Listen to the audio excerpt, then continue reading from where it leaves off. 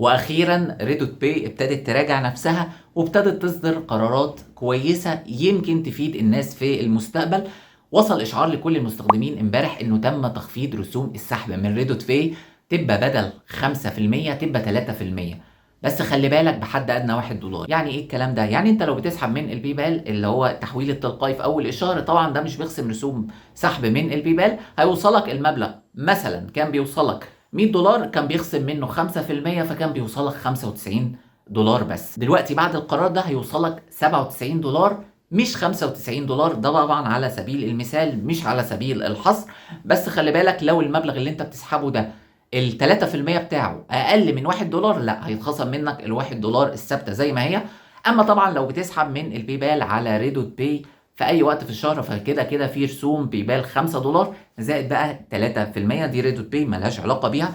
اعتقد ان الخبر ده هيفرق مع ناس كتير جدا، خاصة الناس اللي مش قادرة تسحب على الفيزا المصرية أو في مشاكل. ريدوت باي أصلا دلوقتي بقت تدعم التحويل من الباي بال عليها، ومصر من ضمن الدول المدعومة في الموضوع ده من داخل التطبيق.